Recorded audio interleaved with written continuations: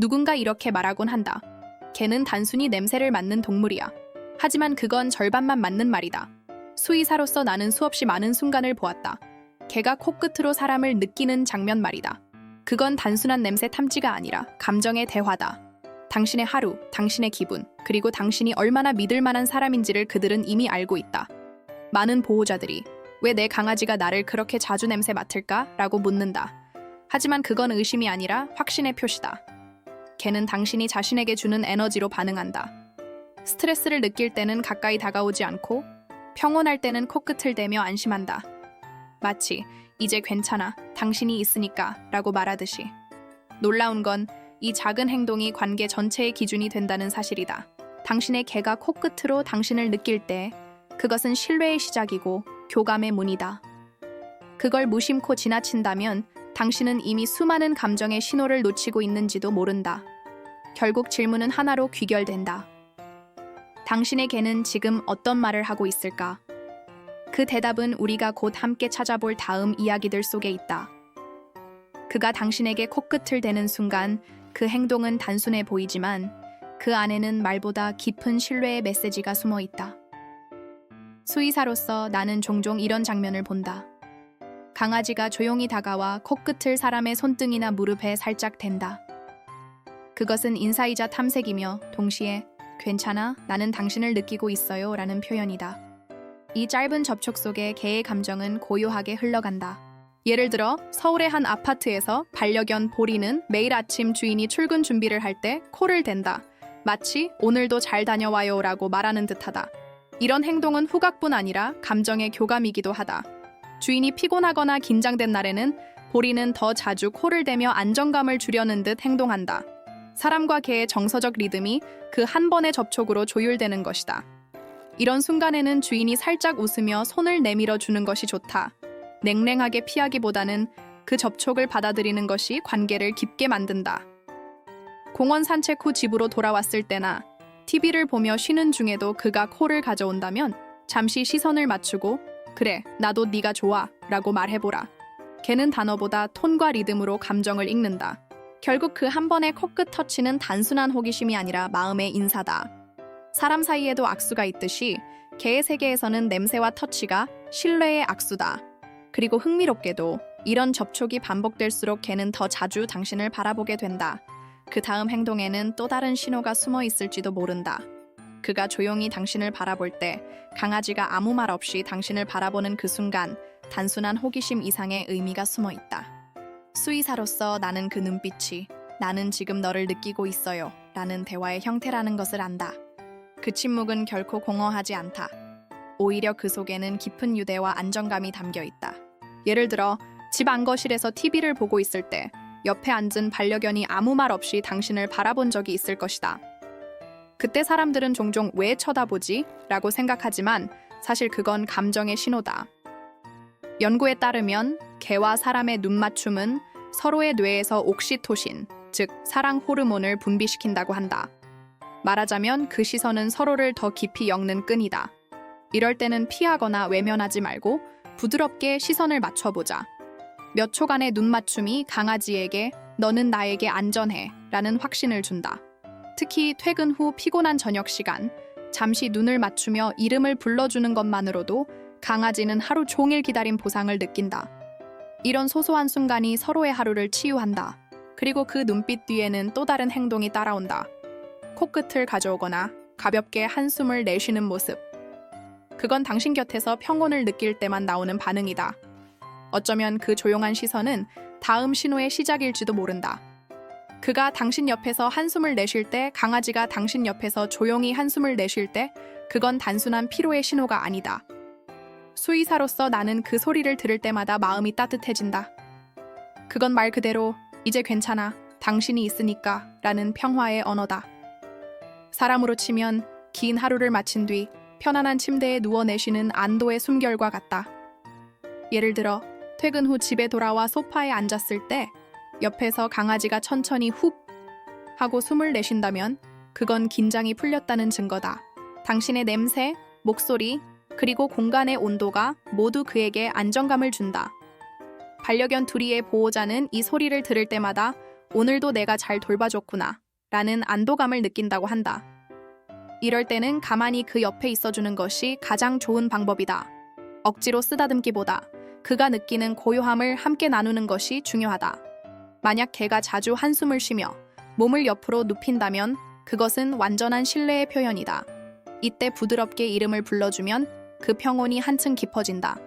그리고 흥미롭게도 이런 평화로운 순간이 자주 이어질수록 개는 더 적극적으로 교감을 시도한다. 곧 그는 당신의 팔에 발을 얹거나 몸을 가까이 붙일지도 모른다. 그 다음 행동에는 또 다른 의미가 숨어 있다. 그가 당신에게 발을 올릴 때 강아지가 당신의 팔이나 다리에 살짝 발을 올리는 그 순간 단순한 귀여운 제스처로 보이지만 그 속에는 깊은 감정의 언어가 숨어 있다. 수의사로서 나는 이것을 접촉을 통한 신뢰의 신호라고 부른다. 그들은 어린 시절 어미의 청아 심장 소리를 느끼며 안정을 배웠다. 그 기억이 남아 지금 당신에게도 같은 방식으로 마음을 전하는 것이다. 예를 들어 부산에 사는 보호자 지민의 반려견 콩이는 보호자가 피곤해 보일 때마다 다리 위에 조용히 발을 얹는다. 그 작은 행동 하나로 괜찮아요, 나는 여기에 있어요 라고 말하는 듯하다. 콩이는 손길보다 그 짧은 접촉으로 훨씬 강한 유대감을 표현한다. 실제로 이런 개들은 분리불안이 적고 주인의 감정 변화에도 민감하게 반응한다.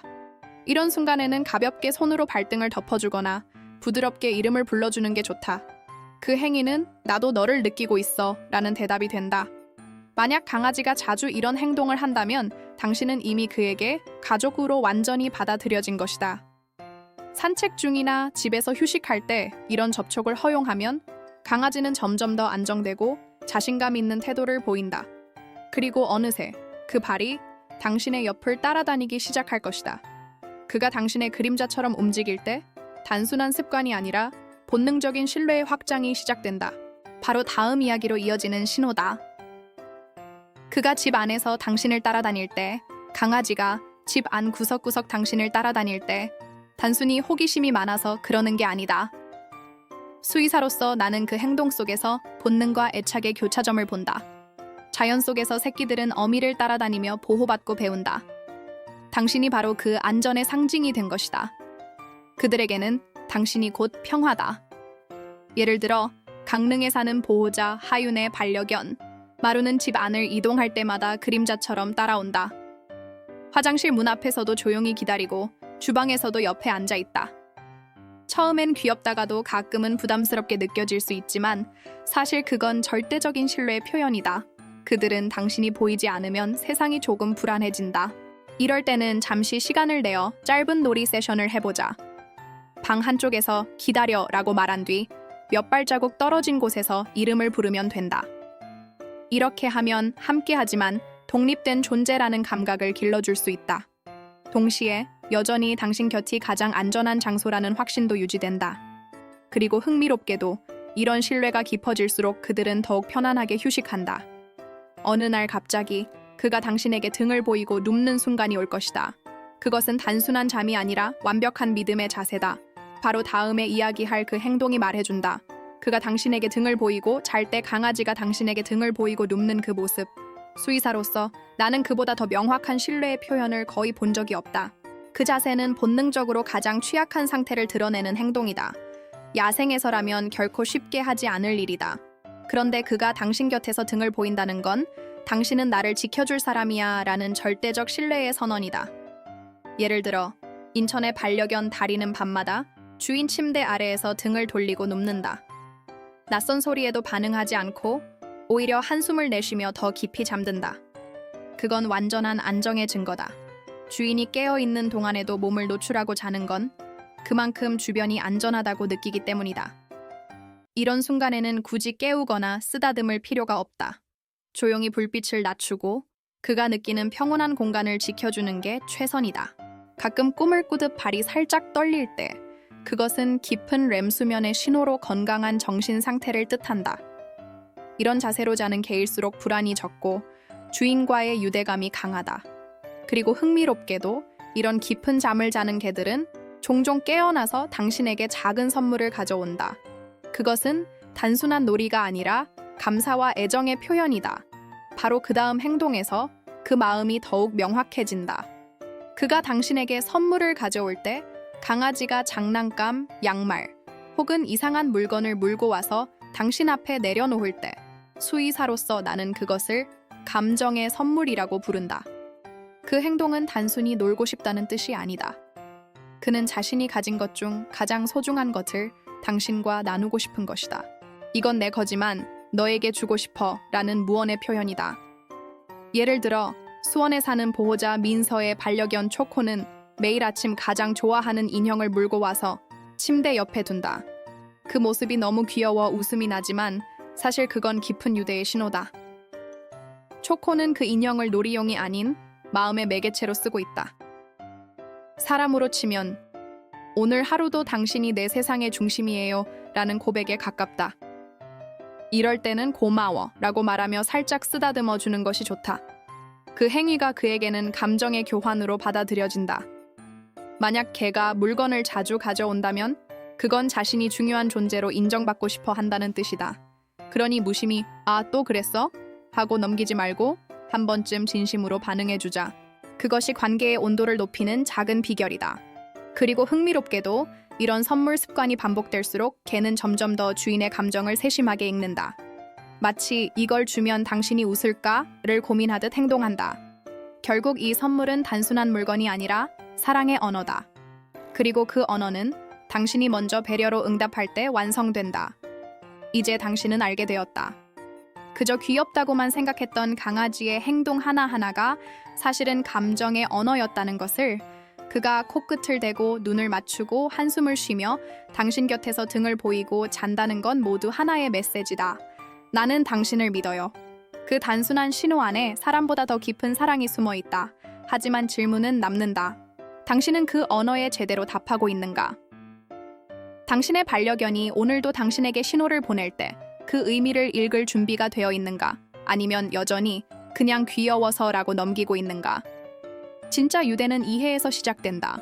그 시작은 언제나 작고 조용한 행동 속에 있다. 한번 생각해보라. 당신의 개가 오늘 어떤 행동을 했는지.